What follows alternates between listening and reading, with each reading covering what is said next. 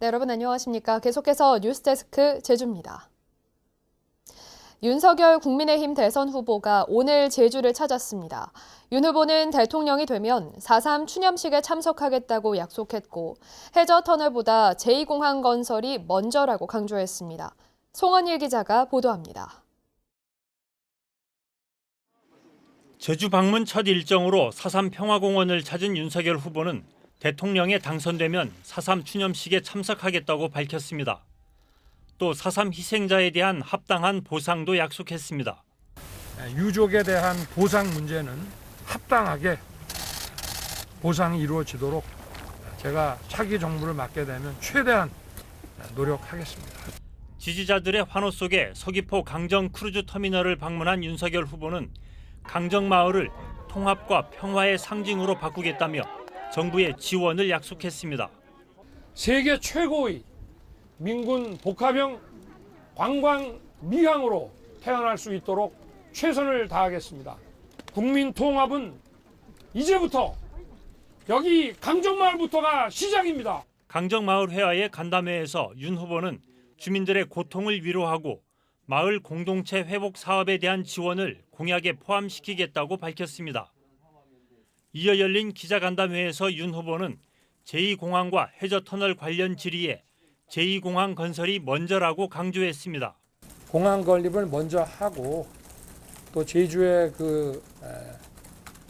들어오는 관광객이나 여러 또 방문자들의 수요나 이런 거를 좀 감안을 해서 판단하도록 하겠습니다. 그러나 공항 건립이 좀 우선인 것 같습니다. 지금.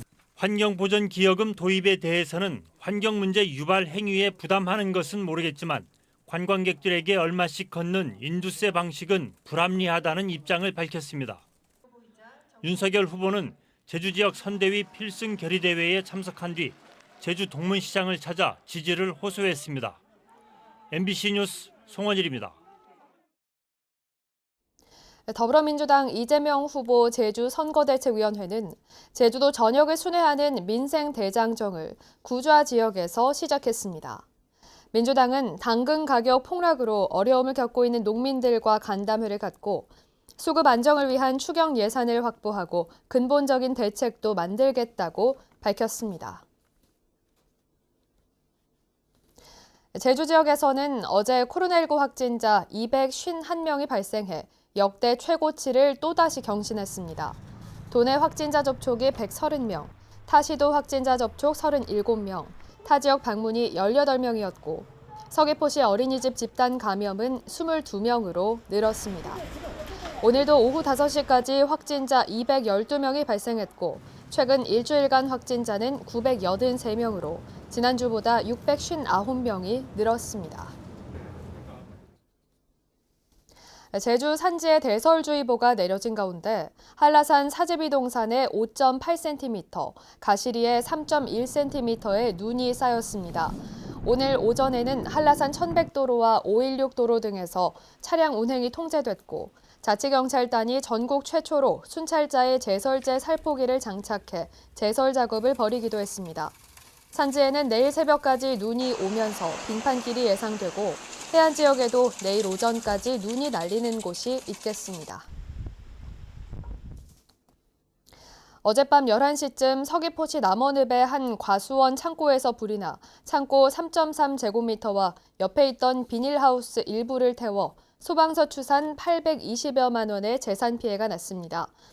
경찰과 소방당국은 창고 주인이 쓰레기를 태운 뒤 남아있던 불씨에서 불이 붙은 것으로 보고 정확한 화재 원인을 조사하고 있습니다. 부동산 개발업체의 매각을 추진하면서 대량 해고 논란을 빚고 있는 제주 카로텔이 48년 만에 문을 닫겠다고 밝혔습니다. 카로텔 네트워크는 직원 설명회를 열어 오는 4월 30일에 영업을 종료하겠다고 밝혔습니다.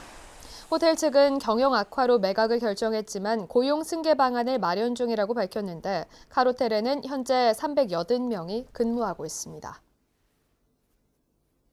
뉴스데스크 제주였습니다. 고맙습니다.